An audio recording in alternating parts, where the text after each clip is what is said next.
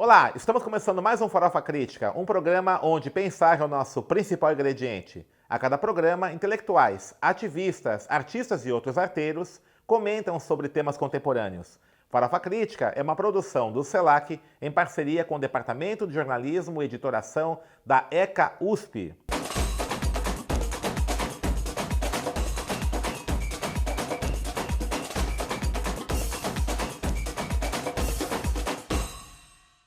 E o samba, de novo, é tema do Farofa Crítica. Para falar sobre samba, recebemos Tadeu Caçula, que foi presidente da Camisa Verde e Branco, diretor da União das Escolas de Samba Paulista, sociólogo formado pela Escola de Sociologia Política e também foi um dos articuladores do projeto Rua do Samba Paulista. Queria que você falasse um pouquinho sobre seus estudos, suas pesquisas sobre samba, né, que até redundou aí no projeto Samba Autêntico, né? Fala um pouquinho sobre isso. Bom, primeiro agradeço o convite, professor. É um prazer estar aqui. O programa Farofa Crítica, que já é uma referência para a gente. Tenho assistido algumas entrevistas e tenho me inspirado bastante com elas. Obrigado. O nosso trabalho de pesquisa, com base no Instituto Cultural Samba Autêntico, que é a entidade que eu presido hoje e que tem aí um trabalho de preservação, valorização e divulgação da história e da memória do samba, ele se dá pelo processo todo da formação inicialmente dos batuques, né? Certo. Desde o século XVI até a contemporaneidade, compreendendo a contribuição negro-africana na formação da base deste samba que hoje nós conhecemos como esse samba contemporâneo. Em São Paulo, em especial, o Instituto Cultural Samba Autêntico tem um trabalho muito mais aprofundado nas raízes do samba do interior de São Paulo, com os batuques, né, chamados batuques, mas identificados também como samba de bumbo, na região ali da cidade de Pirapora do Bom Jesus, Vinhedo, também dos batuques de umbigada, identificado na região de Piracicaba, Tietê e Capivari, e também do jongo, mais aqui na região do Vale do Paraíba, na cidade de Guaratinguetá, Piquete, que são os ritmos, as células rítmicas rurais que formam a identidade do samba realizado aqui no estado de São Paulo. E aí a gente tem um trabalho mais aprofundado quando você vai pensar na origem do samba, que antecede, inclusive, esse samba que vai ser enraizado no interior de São Paulo a partir do século XIX, século XX. Por conta dessa questão toda a gente tem três linhas de pensamento a partir das pesquisas. Primeiro, são os três principais ciclos econômicos do país. O ciclo da cana-de-açúcar no Nordeste, século XVI, o ciclo do garimpo, século XVII, século XVIII, e o declínio cafeeiro aqui no Sudeste, com relação aos estados de Minas Gerais, o estado de São Paulo, Rio de Janeiro e também no Espírito Santo, que deu toda essa célula rítmica para que a gente possa pensar o samba em São Paulo. Então o Instituto Cultural Samba Autêntico faz essa pesquisa desde os sambas lá de cima do Nordeste do país, que vão originar os tambores de crioula, os maracatus, toda essa manifestação cultural do Nordeste do país, Norte e Nordeste. Vai se debruçar também sobre a questão da organização dessas manifestações culturais no estado de Minas Gerais, com as congadas, folias de reis e moçambiques, e aqui em São Paulo com o jogo, samba de bumbo, batuque de umbigado. Perfeito.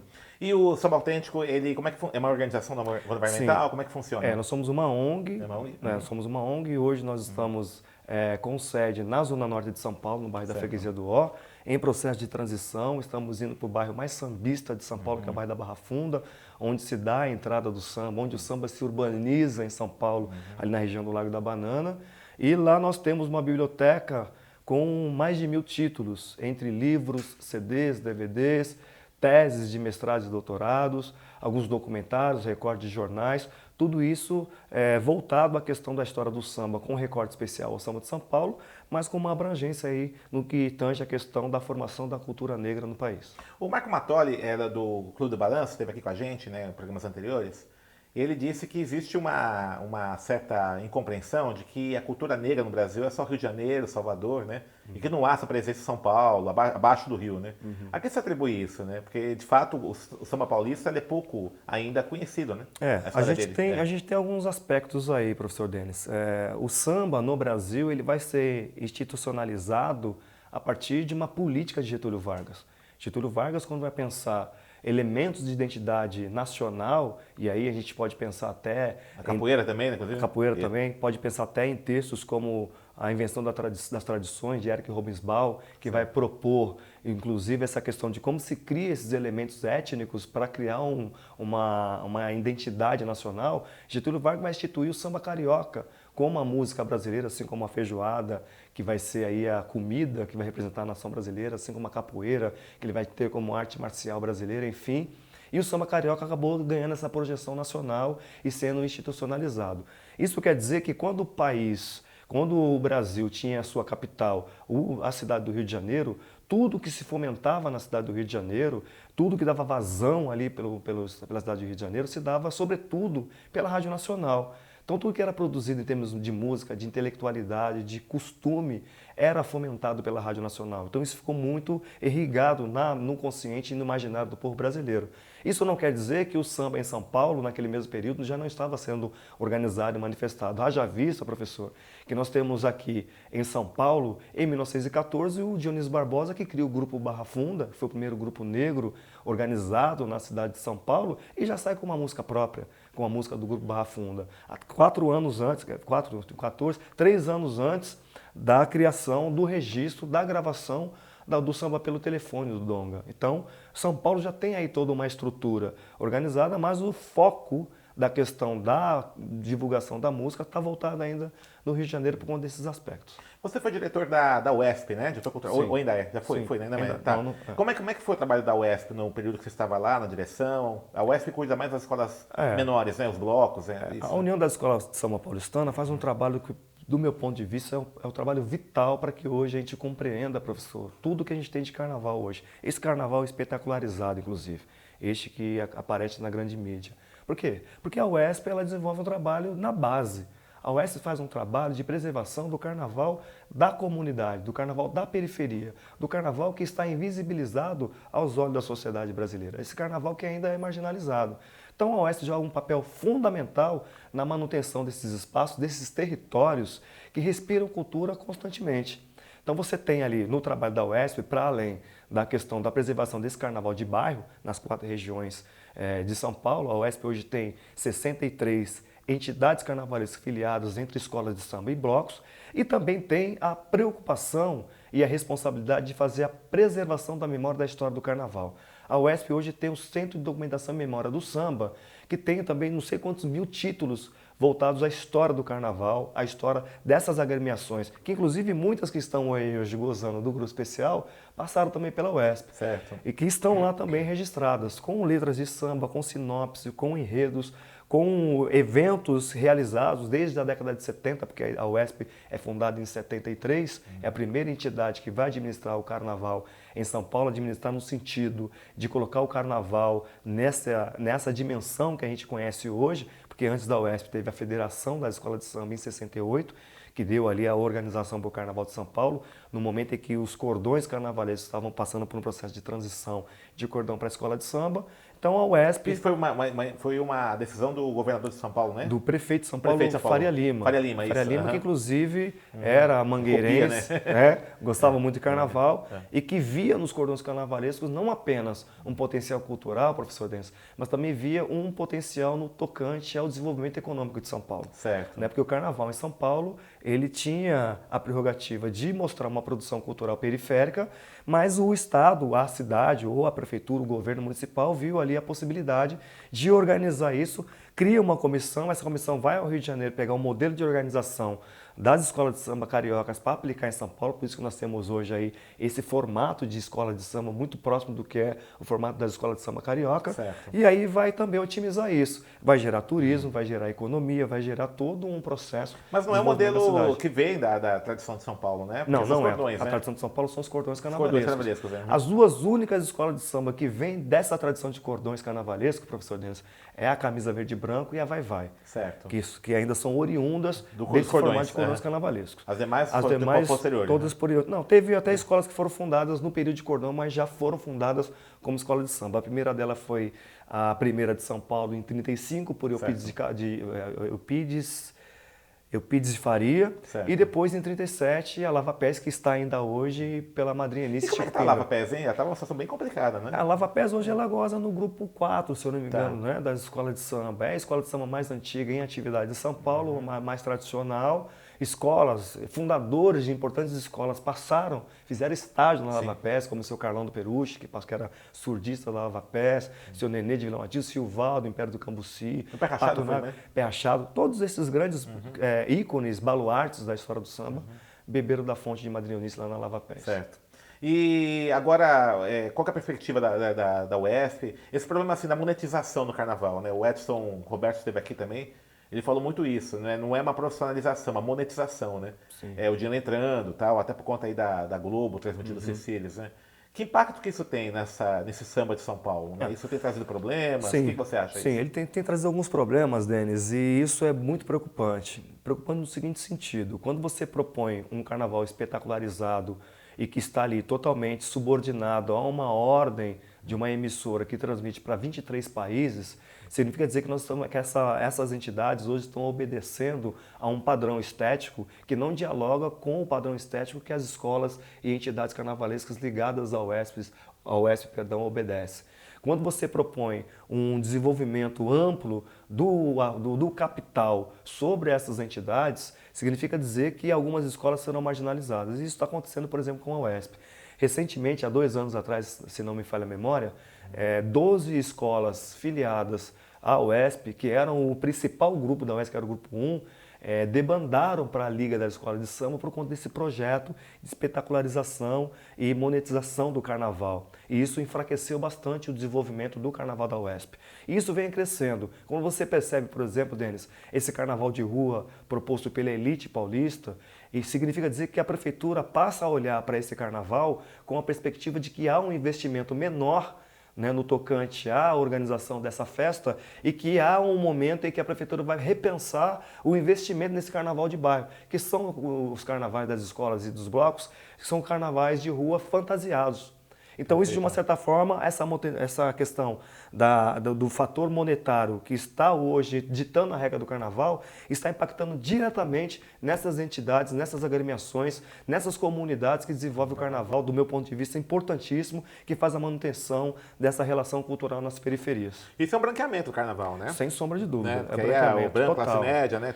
Que aí isso é um problema sério, né? Você tem dois aspectos aí do branqueamento do carnaval. Esse que é esse carnaval da elite que está propondo uma nova ordem na cidade de São Paulo e que vai esvaziando a possibilidade dessas periferias, dessas escolas de periferia, também trabalhar com a questão da economia solidária e criativa, porque uma vez que recebe esse recurso público, ela vai fomentar exatamente a mão de obra das pessoas da periferia, é a costureira, é o serralheiro, é o pintor, é o carpinteiro que vai trabalhar na ordem dessa economia criativa dessa região e, ao mesmo tempo, essa questão do branqueamento do carnaval fantasiado, do carnaval do grande espetáculo. Haja visto agora o fato dessa derrubada da Vai-Vai para o grupo de acesso e que coloca o Carnaval 2020 numa hegemonia branca total no desfile do grupo especial. Você não tem mais. Das escolas tradicionais só a mocidade ficou, né, no grupo especial?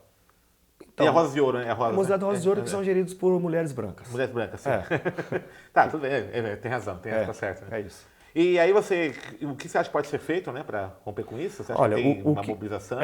Já há uma mobilização, uma conscientização, inclusive, sobretudo de presidentes de escolas tradicionais como Vai-Vai, Camisa, Nenê e Peruche, que são as 4 grandes tradicionais. Peruche, inclusive, que caiu para o grupo 2, né?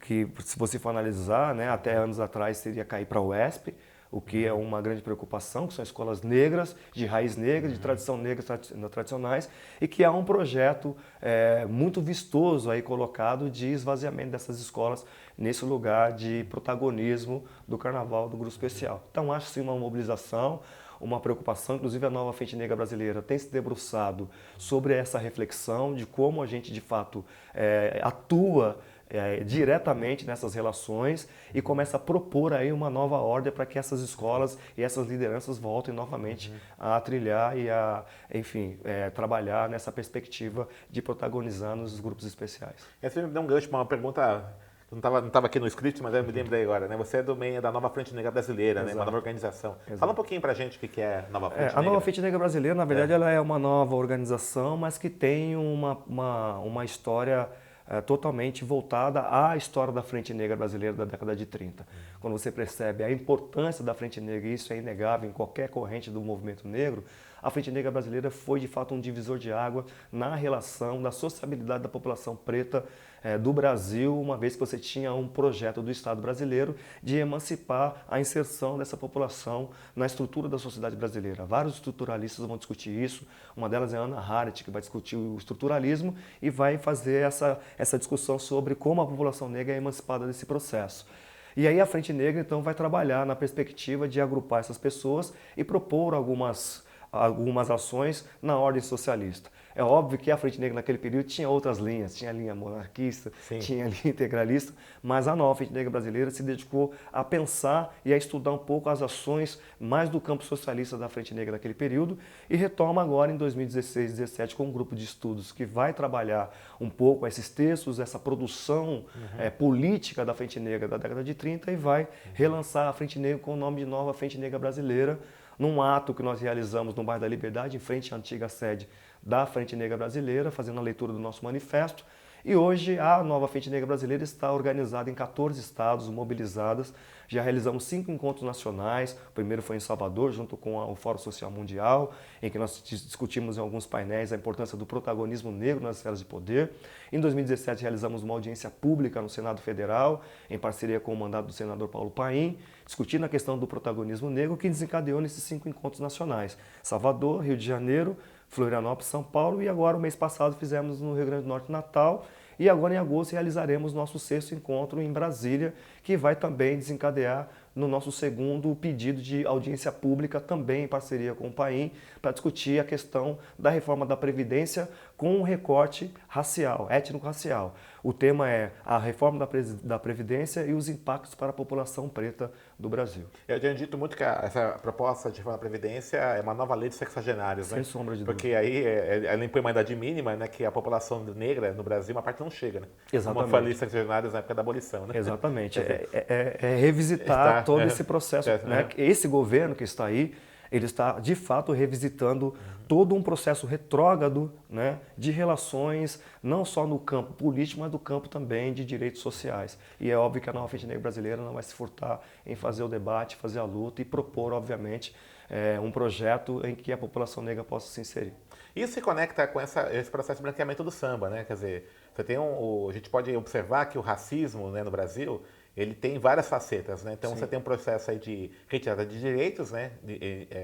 Interdição de direitos, como o caso da reforma da Previdência, e também esse branqueamento do samba, né? Esse afastamento, né, do homem negro e da mulher negra do samba, né?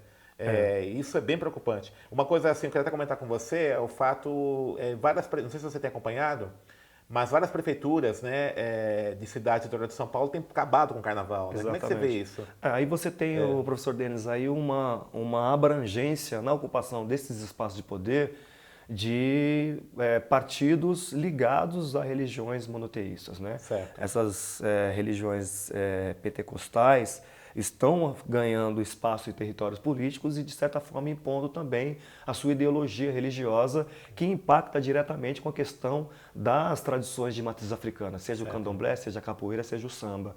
E aí, quando você percebe esses políticos ligados a essas religiões que não entendem a tradição, a cultura negra como uma cultura diversa do povo brasileiro, eles vão enfrentar e vão colocar essa cultura num lugar totalmente alheio à realidade da cultura brasileira, demonizando e nos colocando num lugar marginal, que é essa questão do retrocesso que a gente vem percebendo na formação dessa nova política sendo proposto por esses partidos mais ligados à extrema-direita.